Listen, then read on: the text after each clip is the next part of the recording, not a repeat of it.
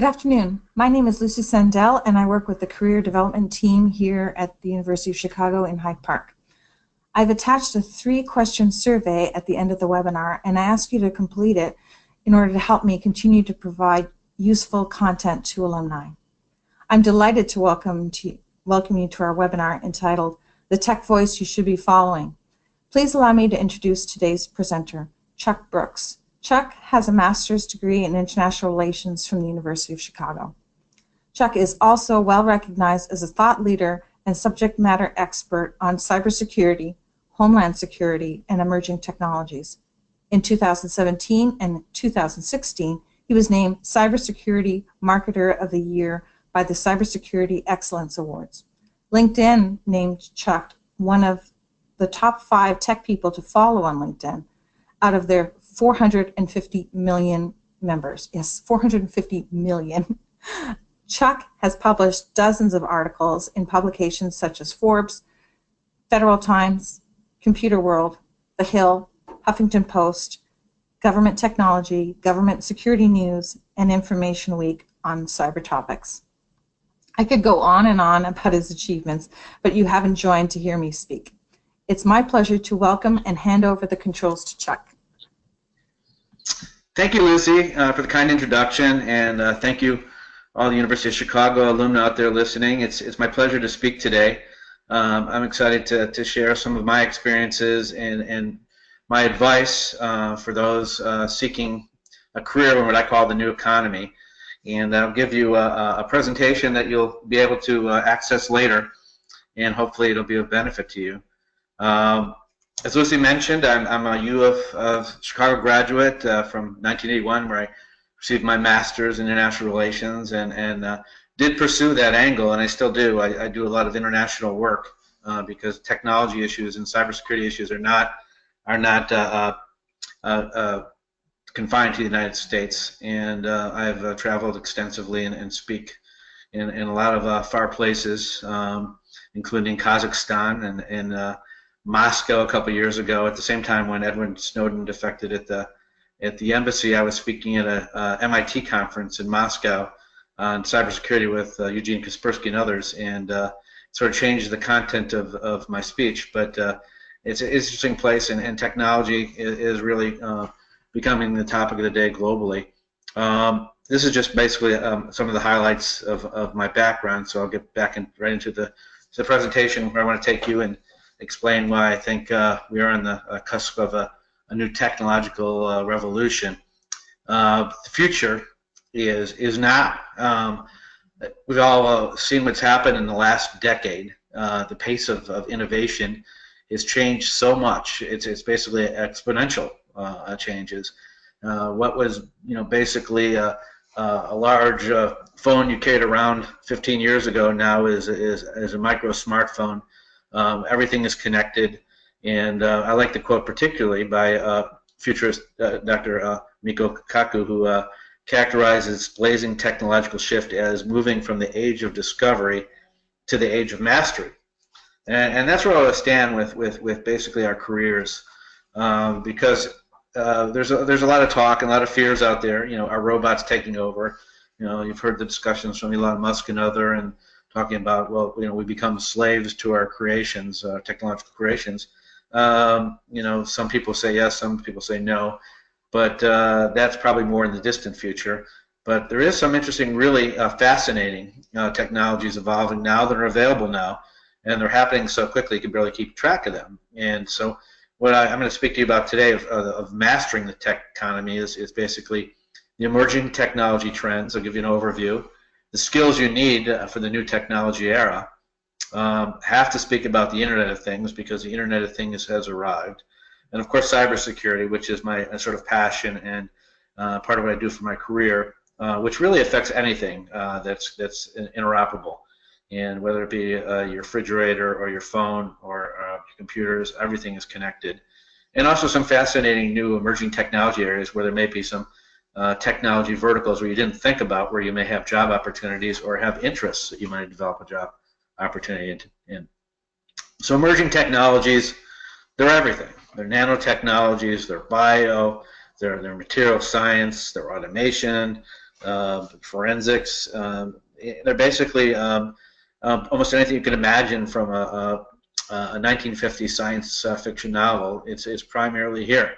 And if you go back to watching Stanley Kubrick's 2001: A Space Odyssey, you'll see that a lot of the things in that movie are already available too. So there's a lot of interesting areas to look at. The trends I see that are most important for particularly people that are either recent grads or going to grad or have graduated even a decade ago, is that we're moving into an area of automation and robotics. A lot of what we do is being automated. If you order stuff online, you'll see with Amazon, they're talking about robotic delivery by drones, automating everything you do. There's chatbots, there's avatars talking back to you on customer service. So we're looking into a different world of customer service. Enabling nanotechnologies, everything's gotten smaller and miniaturized, and that certainly will impact a lot of disciplines, particularly medicine and electronics and photovoltaics and other area stuff. Self-assembling materials and new material science, graphene and other things. It's just amazing what's being developed in the last few years through chemistry departments at universities and through research and development at a lot of companies. That's a big area. Artificial intelligence, it's the word of the day, the human-computer interface. Google's working on a technology that allegedly will be able to think what you want to type. That's how advanced it's coming. It's not science fiction anymore. A huge amount, primarily a lot of money is being invested by Apple, by Google, by Cisco, and other major sort of market makers in artificial intelligence. 3D printing, photovoltaics I just mentioned, printed electronics, wearables, flexible electronics. It's easier to manufacture things than it was from the decades of basically factory lines. Now you can have a robotic creation, or you can even 3D print a house. And so that's changing how we manufacture, and it'll change the global economy. And of course, big data, the real-time analytics and predictive analytics. Everything you do has a trail. It's X's and O's, and it's data. And it has a question of how you use the data. It could be used for almost any area, from law enforcement to science to politics. So data is another action word. Supercomputing and quantum computing. Everything is getting faster and more connected. So the computers of yesteryear that took 20 minutes to boot up and you had limited memory are exponentially changing every year, where everything is so much faster and available. And they're talking about even putting computer memory capability on your own DNA. So there's some really fascinating stuff like that. Quantum computing is real. It's in its initial stages. There are some companies like D-Wave and have been working with others that have developed the first prototypes of quantum computers. And of course, wireless networks and cloud computing. It's how you deliver everything, where everything is stored. And another fun area, particularly for those who are involved in gaming and other stuff, is virtualization and augmented reality. And it's if you've been to Disney World recently and gone on a ride called Soaring, you'll see basically this kind of augmented reality where you have takes you through a city, and you smell, you see, and you actually believe you're there just from the visual experience. So with all these new technologies, one of the things that's going to have to master is, okay, we're in a new era. What kind of skills do I get for these technologies? And that's something that I will go into in a short minute. The first thing is that, besides having technology, they're basically any skill that is necessary for its success. I mean, it basically doesn't matter whether you're using a computer or you're a salesperson. You have to be able to have certain characteristics in your ability to do things. And of course, these are obvious, but it's a nice graph.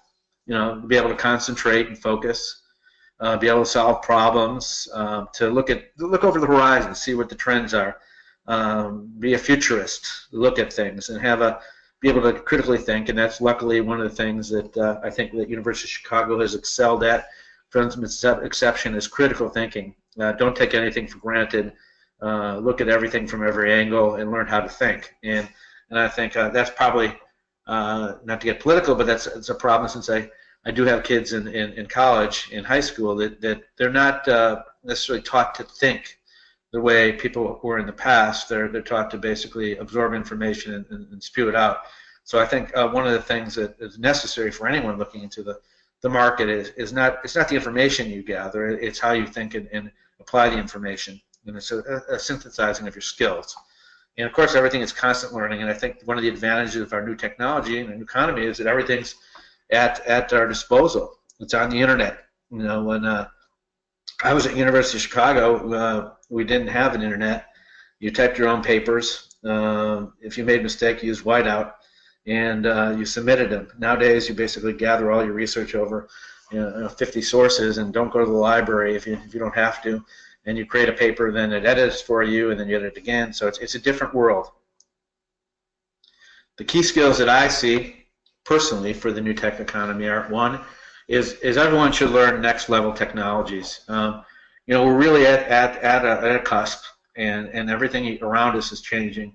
And even if you're not in a career path, you have to be able to use these technologies. You have to know what's going on, whether they're a self-driving car or whether it's basically a nanotechnology. So that's important to learn.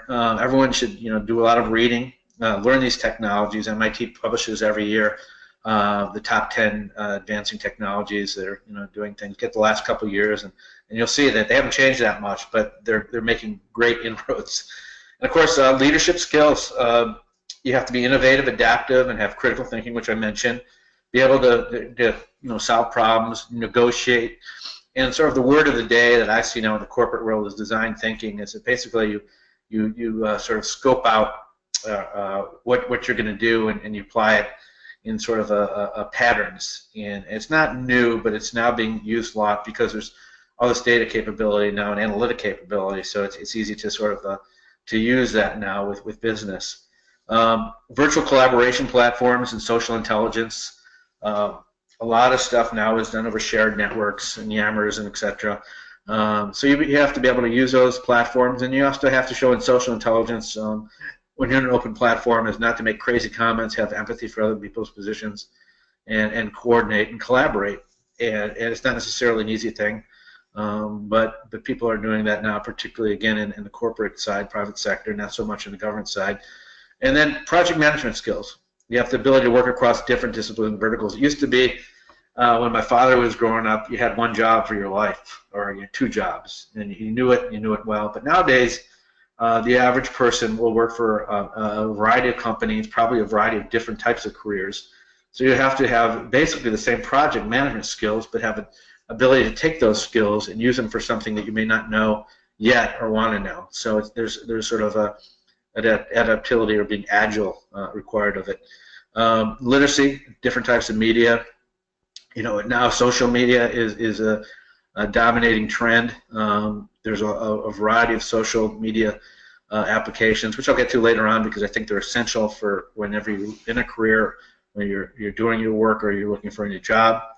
And then computational thinking and analytics, essential. We mimic computers. And you have to understand what's being done in trends to be able to work. Network and information security knowledge. This was just actually mandated by government last year because government workers and people are now working with secure data are finding out that everything is being corrupted or breached. And you have to have a basic security knowledge. Identity theft is common. Mine has been stolen several times. It's just going to happen in this economy. Anytime you're in public, everything is there's no such thing as Vince Cerf, the founder of the internet, once said there's no such thing as privacy now with the internet of things. And of course, the biggest skill you need is passion. You have to like or love whatever you're doing and want to do it. So sometimes it takes several tries to find out what you really have a passion for. I go right now into what I think is really the biggest trend of all things, which is the Internet of Things, which is basically everything connected. I'll go into definition shortly. And it's basically the Internet of everything, because everything, it has a sensor on it now. More and more everything is connected, and everything is glued to each other. So what is the Internet of Things? Great definition is it's Internet of Things is moving to become the Internet of everything, machines, systems, and people. First, a general idea of things that are readable, recognizable, locatable, addressable, and or controllable via the Internet. So basically, it's physical objects communicating with each other, and people, data, things, machine to machine, machine to people, and it's emerging on trillions of sensors. And the only way you escape the Internet of Things is if you're living off the grid. And even then, that may be difficult if you do have want to have any contact with real civilization. The basic application of the Internet of Things is that there's a prediction that there will be 50 billion devices, including our smartphones, appliances, etc., connected by the year 2020, which is only 3 years away. Gartner picks it a lot less. Gartner's an analyst group of 21 billion devices, but I think it's closer to what Cisco says because it's a global situation. And it's not even deterred by emerging countries, other countries that everyone seems has access for phones. It's changing because it's gotten more affordable and more accessible. And there's now 604 million users of wearable biometrics, at least by 2019, coming according to Google Intelligence. And according to IDC, it's another analyst group, by 2025, the average connected person in the world will interact with connected devices nearly 4,800 times per day. Basically, one interaction every 18 seconds. And I can concur with that. I see my kids and their friends, and it's probably once every 10 seconds. So follow the money. If you're looking for a career, where's the investment? There's going to be between 3.9 trillion and 11 trillion invested by 2025 in IoT alone, which is a huge amount. And of course, it's encompassing of everything. And consumer value is expected to be between 2.6 and 7.6 trillion by 2025. This came from McKinsey & Company, and they also value the public sector at 4.6 trillion.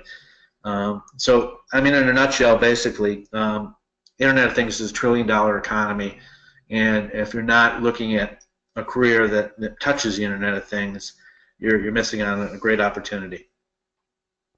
The Internet of Things, just in a quick recap, a nice graph, I like this one.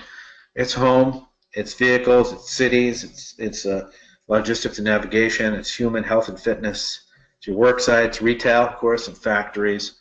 And it's just interesting. I just spoke before the United States Transportation Command in St. Louis a few weeks ago, and they're looking now at everything is connected between the public and private sector, and it really becomes more of a security question as how you control the data and protect the data. But the Internet of Things is certainly in everything dealing with logistics. Jobs. Okay, now what are the job areas going to be in Internet of Things? Lots of them. Anything with facilities infrastructure management. There will be industrial applications, energy smart grid. For those of you who follow energy issues, smart grid was built back in the 1970s. So it's incredibly vulnerable, not just to cybersecurity attacks, but also to physical attacks and even flares. So that's an area that they're going to be doing a lot of investment in. They're looking at a lot of investment from DoD and Department of Energy in that particularly, but also the private sector. And GE is of course, one of the leading companies doing that, as well as Cisco and others, and BAE. Medical and healthcare. Probably of all the areas, I think this is the most logical where the Internet of Things is operating. You can use wearables to monitor heart. You can use biometrics to monitor perspiration, blood chemicals, telemedicine, insulin pumps, etc. Everything is connected, and it will be a global situation. And this is one of the things we looked at with the Gates Foundation. Transportation, it's here. You've all seen about connected cars, connected buses, and autonomous buses and autonomous connected cars. Building construction, smart buildings. Now they have buildings and materials that can seal themselves. They're energy efficient. Everything is done basically to monitor the buildings, see if there's any kind of problems with electrical leakage. Environment, waste management. Of course, water resources is one of the worst problems in our world right now is the allocation of water. California, you saw last year and the year before, had huge problems with drought. Now there are ways with sensors and the Internet of Things to monitor where the water is going, how much is lost. Sometimes up to 40–60% of water is lost before it even gets to the end user. So now we're able to stop that, also to use some of the new technologies to distill water and do other things. So water resources is an important area, a lot of job growth there. Retail and supply chain, companies now are online. There's also delivery with Amazon, UPS, etc. Communications, education. I see a future where universities will be connected. A lot of stuff will be done with virtual intelligence, augmented reality, where you go back in time and live your history. That's not too far away. And of course, security, the area that I'm in, everything is connected now with motion cameras, sensors, acoustic devices. Security has had to spend a lot of time sort of catching up after 9/11. The Department of Homeland Security was created. Part of the science and technology challenge was to create all kinds of counter-terror and devices that could stop nuclear weapons from being transported, and chemical and biological weapons, and also have first responders communicate. So there's a lot of applications to security. It's a huge field, multi-billion-dollar field for anyone that's interested in a career there. Of course, and also forensics too. This chart I'm going to leave with you to look at, because this is really an interesting chart. I actually posted it on LinkedIn recently, and it got like 8,000 hits. It's just really the most comprehensive sort of graphic I have seen of where everything is related to the Internet of Things, and it really is everything. Things you can't even think about are included in this chart. So take it home with you and copy it if you want. Digital age, everything has implications. We find that out in whatever we do, and of course there's ethical issues with privacy. There's interoperability issues with protocols and standardization. A lot of the devices are made in different countries and different manufacturers. They don't have the same standardization. They don't have any security that's standard. That brings me to cybersecurity, piracy, and surveillance. A lot of these are required for the Internet of Things. They're now autonomous systems that sort of do what they do themselves through artificial intelligence. So, I mean, what happens when something goes wrong? What are the considerations there? Best commercial practices. Who's doing it the best? Is it Google? Is it Apple? Amazon? Who does the best practices, and why it's successful in the digital economy? And of course, whenever you do anything dealing with commerce, there's compliance and regulation. So there's also antitrust issues. So this is another aspect of career opportunities, whether you're in law, in policy, or in management. Ethical considerations and policy issues are very important. Now I'll get to the next huge topic behind the Internet of Things, of course, is cybersecurity.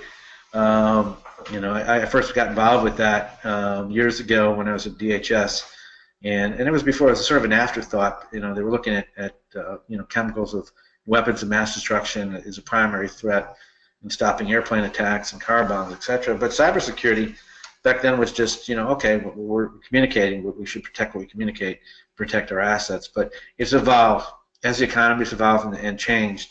It's morphed into probably the number one concern, because everything we do online or in any kind of communications involves cybersecurity. It's mobility, it's virtual, it's our data, product information, everything is connected. And here's some quick facts for you. I'm sure you know this, but breaches, we're still in the infant stages of cybersecurity protection, and there's been a lot of breaches. That 43% of companies have admitted to breaches, including mega companies such as Home Depot, JP Morgan, Target. But that's just the companies that have admitted. There's probably another 20% that don't want to do it because it affects their stock price, and then there's another 10% that probably don't know they've been breached. So pretty much everyone's going to be breached at some time. It's a question of how you respond, how you mitigate, and how you prepare or prevent. So, for example, one company, British Petroleum, faces 50,000 attempts a day at cyber intrusion. So, as a former government worker, 22 million of the records were stolen by federal employees, OPM, all security clearances. So, it affects everybody. No one's immune. And according to the CSIS, it's a great think tank out here in Washington, D.C., Cybercrime now costs the global economy about $445 billion a year. So cybersecurity is a great career path, and I'll get more into details for anyone that's really interested in. This is, again, another sort of glossary that I'm going to leave behind with you.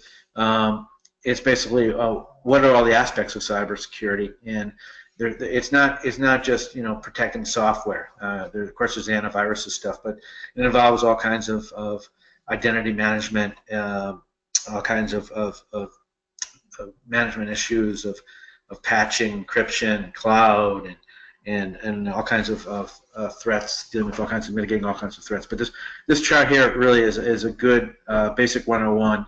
If anyone asks you what you know about cybersecurity, if you memorize this, you'll know enough to basically be able to be informative. Cybersecurity industry priorities and tasks. This is both in the public and private sector. First is defining and monitoring the threat landscape.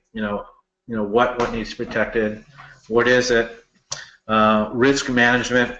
Really, anything to do with security deals with the risk management, and risk management here is identifying, assessing, and responding to threats.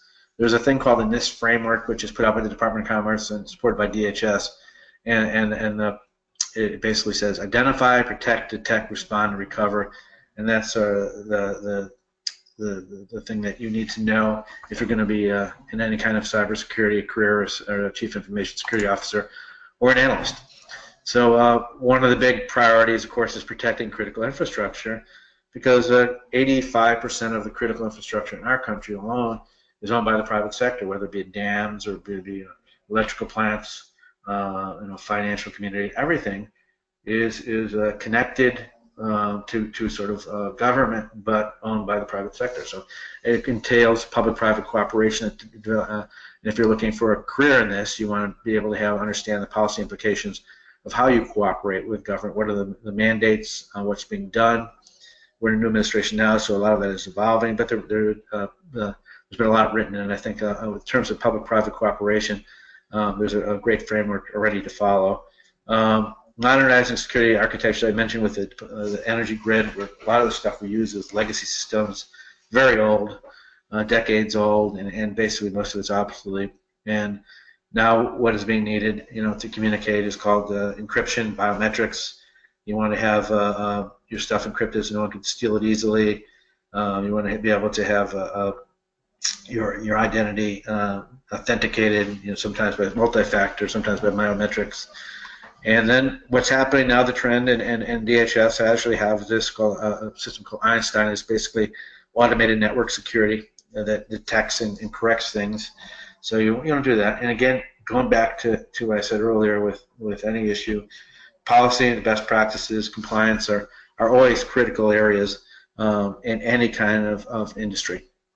So there are a lot of different ways to get into cybersecurity, and there are a lot of organizations such as CompTIA, SANS, SANS, that do sort of programs which are certified stuff, where you get a certificate, you take the training, you pass the test, sort of like a CPA kind of thing.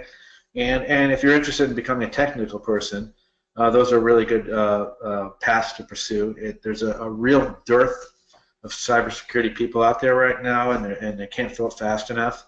And particularly with women and females, there's so few females in cybersecurity that a lot of the STEM programs are aimed to it. But there needs to be a balance, and needs to be more women in technology. And so there's a lot of programs that are now being developed with the private sector and the government. I know that NSA has a program now in place for developing female hackers at a young age at middle school. So there's a lot of opportunities here. And before I finish cybersecurity, I just want to say that it really is also an area that a lot of colleges now are looking at, and graduate programs with the policy, with implications. As I said, in some of the things you do, you don't have to be technical. It helps to have some sort of technical background or knowledge of it. But there are a lot of opportunities dealing with policy, with management of cyber assets. And the other area, which I mentioned earlier in the presentation, of course, big data, data science. According to Eric Schmidt, CEO of Google, we produce more data every day than we did from the inception of early civilization. So that's a huge amount of data that will increase tenfold in another basically 8 years. So it's an amazing the amount of data that we're producing. As I said, this really basically of all things is evidence that we're in a sort of a fourth industrial era, an era made of information and electronic communication. So big data and data analytics basically have collapsed the information gate. Government uses it, private sector uses it, schools use it. It's not just collecting things. You uncover trends. You look at customer preferences. You market. You demographics. You plan. So data is everything.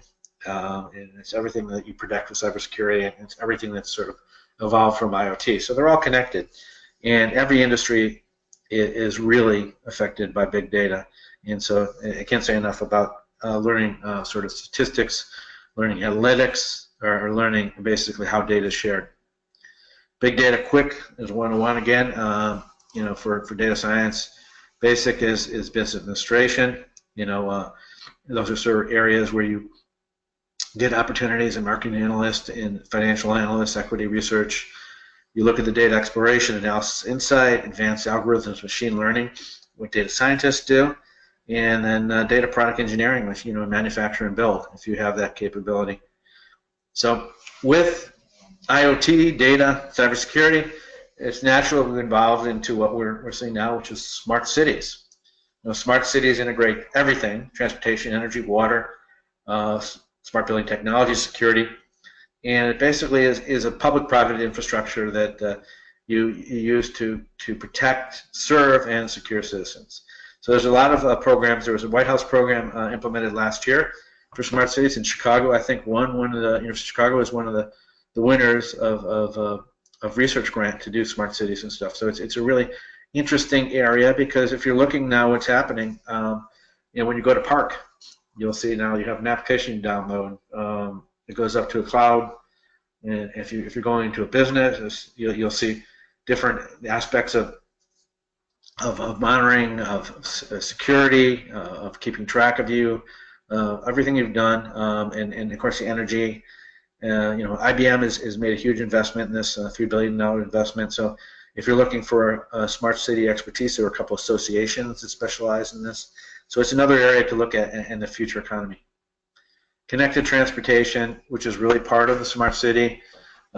Basically, it's self-evident. There's a really interesting project going on at the University of Michigan. There's a 32-acre simulated city, which is simulating basically autonomous cars, traffic events, looking at implications of all kinds of mobility, self-driving cars, risks, etc., new technologies, security.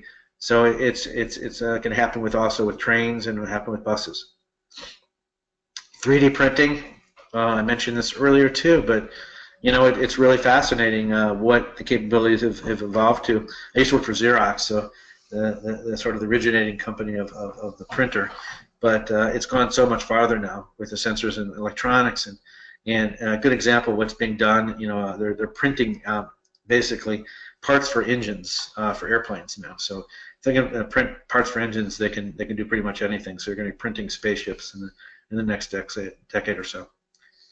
And one of the things, and I don't know if you recognize this picture, but this is HAL from 2001. This was the computer that rebelled, artificial intelligence. It wasn't a very happy computer. But so artificial intelligence is again sort of dictating our direction of our future. Artificial intelligence, in a quick overview, there's really two aspects to it. There's emergent artificial intelligence and augmented reality technologies. They're really here. They're not science fiction anymore, and they can do things that by machine learning, by planning, problem solving, speech recognition. They could even teach themselves their own languages. And machine learning is a science of basically getting a computer to act without programming. And so this is where you see basically the fear of robotics and machines basically learning themselves and developing sort of behavioral aspects that may be not so pleasant. So, but again, one of the things, the other side is that humans will still always maintain control over the electronics and the capabilities. and so we could always stop anything that happens in a bad way. Virtual reality, I mentioned again the Disney example. It has not happened as quick as people thought in the last few years, but Google Glass and Oculus Rift are two examples of what these emerging technologies are, and they're being used now, to train medical students and other things. Cost effective. You can use them for therapy. People also with dementia and Alzheimer's are trying it on. There's some really interesting applications, and of course, virtual reality and entertainment is still the biggest market. Quick overview of some of the markets I just mentioned: healthcare, diagnosis, rehab, medical training, education, virtual learning, retail. You can buy your houses and your cars and your products online now, and you get basically go inside a house or go inside a car and you feel like you're driving. It's going to get even more augmented when you put on your reality glasses and you experience it. Courtrooms now too, where you may not have to actually show up in court, which is nice. And government will eventually get there. Government's usually slower than everyone else in adapting things, except for NASA and DARPA, and IARPA and a few others. But they'll get there too. Robotics goes hand in hand with artificial intelligence, but not necessarily. Robotics, it's basically engineered machines for mechanical engineering, electrical engineering, computer science. A lot of job opportunities here. IDC, and other, as I mentioned, and a great analyst group, so the emergence of Chief Robotics Officer by 2019, only 2 years away. 30% of leading organizations will implement a Chief Robotics Officer role. They're define a robotics-specific function within their business. So robotics are going to be an aspect of pretty every manufacturing company, and anything even necessarily manufacturing, but also retail. A lot of people could be using robotics for food industry. And it says quoting IDC, by 2020, robotics growth will accelerate the talent race, leaving 35% of robotics-related jobs vacant, while the average salary increases by at least 60%. So I'm going to say, if you want a really good career path that pays well, go into robotics. This is basically a quick section. I've told you a lot about the technologies. I'm going to sort of tell you where the technology verticals are. So if you have an area of interest, you can apply these technologies.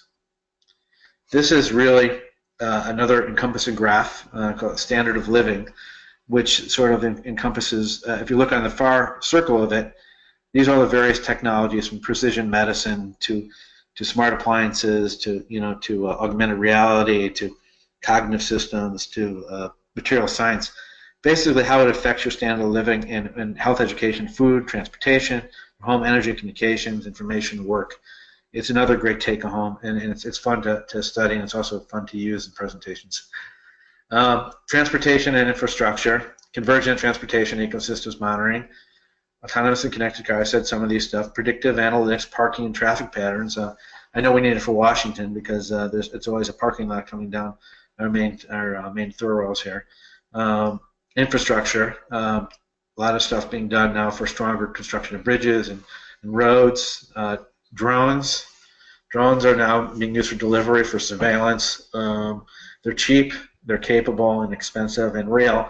The Japanese are ahead of us in this. They have some electromagnetic capabilities that get you to city faster. But they're talking now about building a train that gets you from New York to Washington, D.C. in less than a half hour. So a lot of this is very exciting technologies that are coming on board. And of course, aviation. We're not quite at the Jetsons yet. We don't have our flying cars, but they may be here soon.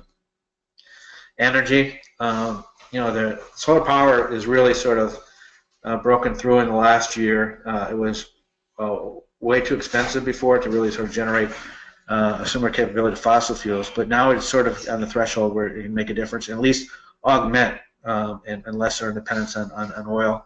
And of course, waste to biofuels, smart grid, wind, batteries, renewables. So energy is a huge area for new technology. Health and medicine, as I mentioned earlier, this is just a fascinating area. I've always wanted to be a doctor when I was a kid, but never did. But now I look back and say, wow, that would really be the place to be. And so much is happening with implantable devices, bionics, creating now actually bionic eyes. You see some skeletal limbs now being built that are automated by thought. DNA nanomedicines and delivery. They're basically delivering to the very bacteria or a virus directly.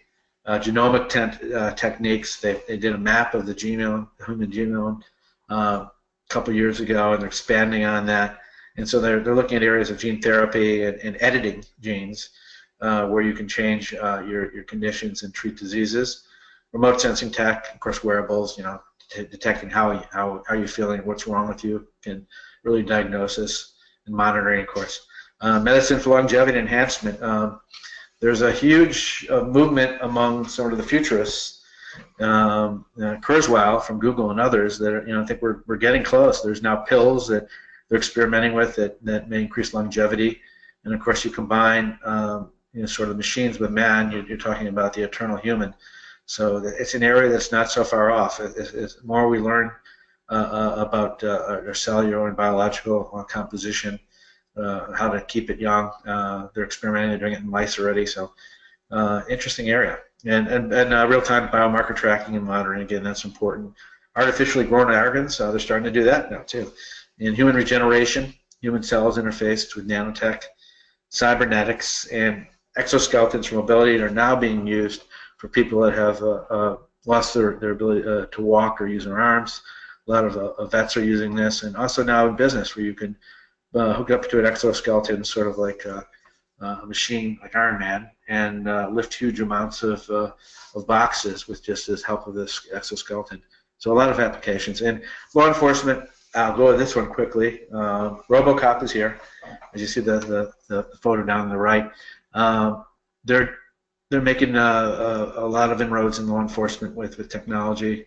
Most important, I think, of course, is surveillance, particularly for counterterrorism through chemical, biological cameras and drones. But there's license plate readers has been around for a few years, and you can see who's going where and track them. Non-lethal technologies for riots, forensics, huge differences now in tracking crime and murders and things. Interoperable communications. One of the problems of 9/11 was that the firemen, the police, and the first responders couldn't communicate together. Now there's at least protocols and some capabilities and technology and software overrides to be able to do stuff. Robotic policing. Sorry about the misspell there. And then biometrics, security screening by biosignature. When I was at DHS, there was a MIT project that was being done where you walk through a hallway and monitor your perspiration levels, your heartbeat, your blinking of your eyes. And this may be sort of a non-imposing way to sort of screen passengers for travel, looking at in the future where people don't want to go through these searches and look through metal detectors and scanning machines so that not necessarily work so well. In finance, again, Internet of Things, automation, mobile payments, mobile banking. You see biometrics too with that happening. Blockchain, which is a form of basically communication in security. Identity management, biometric security, facial recognition. All these different kinds of sort of identity management areas are coming on board. We have voice recognition and iris scanners, retina scanners, fingerprint sensors. So it's going to be more like Orwellian in some ways, but you trade your privacy for security in some things. In terms when you're dealing with finance and you're dealing with other people's money and your own money, you want to have it protected. Agriculture, we're already doing a lot now too. Some great contributions. A lot of this actually came out of Israel with the aqua and biofarming now being adapted around the world, particularly in Africa. And there's some interesting technologies with vertical farms, all kinds of fun stuff. So again, technology. There's no area or no industry that's not affected by technology. So I've said all this stuff, of course, and okay, you know what you want, or you may not know what you want, but there's another aspect to everything in this economy, and of course it's the way we brand and communicate. And we're in a new economy, and social media has sort of replaced, in many ways, our concept of communication was in the past, although we still have print and we still have a lot of TV and cable and other things like that. But attention spans are shorter with most people, and people now use Twitter, Google, LinkedIn, which is what I primarily use, and Facebook and others. And I know it's a younger generation use Snapchat to basically communicate. So that's essential skills. And so if you look at just quickly, since I'm involved with LinkedIn, and I have 30-something thousand followers, 33,000 followers, basically anything you do in your work career, you can find probably their LinkedIn profile on LinkedIn, whether it's a CEO, CTO, CIO, whether it's undersecretary, secretary, they tend to be on LinkedIn.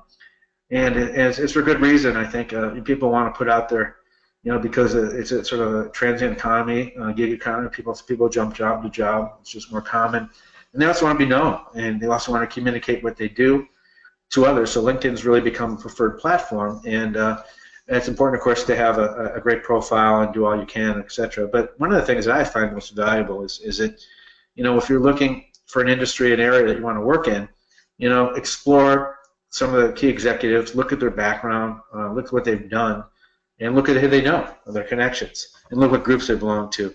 So you can really basically develop a strategy to sort of communicate with them or actually reach out to them directly. But LinkedIn has really sort of changed the game on how we sort of adapt to our next career. And so there are 4 million companies plus out there. They have LinkedIn pages. And then basically, if you're looking at government, 75% of the employees, I think it's even more now, and 95% of contractors are on LinkedIn. So LinkedIn is a medium that you cannot ignore in any career path. So your own personal to-do list, I just include this on there because I think it's important. Be visible on social media, write, publish, and speak. One of the things that all these social media mediums have now is that they give you the ability to write and do things, but and there's also, because of the change from the print economy to the digital economy, there's a lot more need for content out there. So if you're looking at something you say have an interest in aqua farming, write an article on aqua farming and submit it to a blog, from industry blog, and you get recognition, you establish an expertise there. So that's really basically what it is thought leadership is writing, expressing your opinion, and sharing other things. So it's networking. So network. I'm a high believer in attending events. There's great events like University of Chicago events, alumni events are fabulous. But if you're involved in an industry, join the industry group. They do a lot of stuff that are focused on your area of interest. And continue to learn, because everything is changing so fast that you have to keep up with things. So that concludes I just want to give a quick background. This is who I am, my bio, my contacts. Follow me on Twitter, LinkedIn, and my email if you have any questions. But I want to thank everyone for participating in this, and I welcome your questions, and look forward to leaving this as a stay behind, because it's just a start of things. There's so much more to do in each of these areas if you really want to do a deep dive, but this is sort of an overview of what's out there. And again, I just want to say that this is a changing economy, a changing world, and for anyone that's looking at expanding their career or entering a new one, technology is really should be a first thought. And thank you. Thank you so much, Chuck. First thing, for those of you who weren't on at the very beginning, like before we even started technically, I will be sending a link with the recording and the slides. So if there's anything you want to review or anything that Chuck said that was particularly powerful that you want to focus on, you're more than welcome to use the link. And I have to say, this has been an amazing presentation. The feedback's been tremendous. I do have a really long question for you, Chuck. Sure. I will try to give it to you in a way that makes sense. I know this alumna has put a lot of work into it, so here we go. It seems like initiatives are underway everywhere to combine silos of information, say health insurers connecting with grocery stores, gyms, your biometric devices, and giving you discounts on your premiums. Her sense is the privacy and information security regulation is also a bit siloed. Excuse me. Across industries. Do you have a sense of certain industries are better at keeping track of our information and keeping it secure than others? That's actually a very good question. The first thing I'd say is that I sort of go back to Windsurf and I say nothing is safe. Anything you put on a computer can be stolen, breached. So there is no such thing as total privacy. It's a question of the motives, who wants to steal it. And there are industries now that are very vulnerable. And primarily I'd say that the healthcare is a prime example. There's HIPAA regulations for privacy and all things being done for digital records, but we're still behind the curve. And if you look at a lot of this is sort of economically dictated because if you're running a hospital, you have a variety of connected devices. You have people coming in with smartphones. You have people coming in that can drop something into one of the computers and steal everything. It's a combination of physical and cybersecurity, and it's very difficult because there's not for the resources to spend. They're starting to now. They're starting to look at managed security, but you're talking about liability issues, and there's been a case or more than one case of ransomware against hospitals. They say, okay, we got all your patient information and your computer information. If you're, we're not going to give it back to you unless you pay us, Bitcoin money. That's happened in California. It's happened in Canada. It's happened in several other places. So I would say that the stuff is maybe stovepipe, and some are better than the others, but no one's vulnerable. If I say one industry that's really good at it, it's the casino industry and the gambling industry, because they have to be. Even they've had issues, but they have invested billions of dollars into sort of protecting the data and protecting the privacy of their people that use their casino. So that's a good example maybe for everyone to follow, is get some of their experts. They have some of the state-of-the-art technologies and policies and practices. We brought some of the best people out of government to work for those. But if OPM has 22 million records stolen, including the security clearances of a lot of the leading people in government, it says a lot how vulnerable we are and how really no one is safe. Great, thanks. And to make it career-oriented, what skill set do you think is necessary for somebody to work in this industry? For cyber particularly, or for technologies? I think going with cyber, as I said, there's different levels. Of course, there's the tech people, and they tend to be the ones that get the certifications and work in specialty areas and do the coding. But it's so much more than that. I think the real skills are really management skills and thinking skills, because a lot of the way you go about protecting yourself and doing cybersecurity places have to follow the policy mandates and have the liaison to the latest capabilities, to have relationships with government, to have relationships with other companies. So it really is an executive skill, I think, that is required more in that. And as I say with anyone now going up in planning a career, is that you need to have a basic knowledge of technologies. You need to know what's out there, what's happening with artificial intelligence, but you don't have to be a PhD scientist or engineer. But it does help in certain aspects, technical skills. But the biggest skills, again, are critical thinking skills and leadership skills. And those sort of overlap any kind of career. Great, thank you so much. This is kind of off topic, but I heard a talk from General McChrystal on campus. This is the best thing about Hyde Park and the University of Chicago. I heard John McChrystal speak this week, and he was talking about cybersecurity, counterterrorism, and he was saying that 5 Facebook pages have been started for him by other people in order to, but it sounds funny, but in order to get people he knows to say, oh, friend him. So I think the thing is that we don't realize how vast this is. It is vast. I relate to that. I've actually had my LinkedIn profile duplicated and used by someone else reaching out to people, and my Facebook. So it happens. And I think both Facebook and LinkedIn and Twitter now, they've all incurred these kind of problems over and over. And a lot of them is done on the deep dark web. That it's a lot of it's nuisance, because there's really nothing they're going to get from me. But a lot of the stuff is usually financially motivated, where they sell access.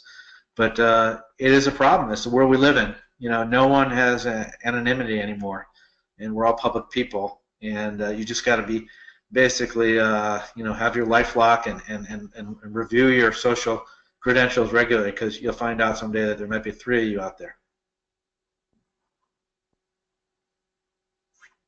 Well, on that note, we're at 12:55 Central, and I do like to stop at 12:55 to give everybody a chance to run back to their desks or open up their emails to check before they go back to work. But first, I want to thank you, Chuck, so much. You've done a tremendous job. I feel very lucky that you're part of LinkedIn, because that's how I found you. And if anybody else who's on this webinar, if you know somebody that would be a great speaker, let me know, because I can't just always be stalking people like Chuck. But I really thought it was a great presentation, and all the comments have been like, this has been great, this has been fantastic. I'm happy to hear that. Yeah, me too. And I'd just like to let everyone know that that in May we're changing it up a bit. We're moving away from tech, and we're going to have 2 webinars. One in early May on the informational interview, and I've got Melissa Smith, who I know here on campus. She works on campus, talking about how to make the ask for the informational interview and what to do at that time when you've got it. And also later in the month, I've got an alumna, Anne-Marie Siegel. She wrote a book called Master the Interview. She's going to be guiding us through that. I'll send everybody links to register for it. I hope you manage to register for them, and I hope you enjoyed it, this presentation, as much as I did. Chuck, thank you so much. Thank you, Lucy, for having me. I really appreciate it, and thank you to everyone out there for participating. Okay. Take care, everybody. Bye. Bye.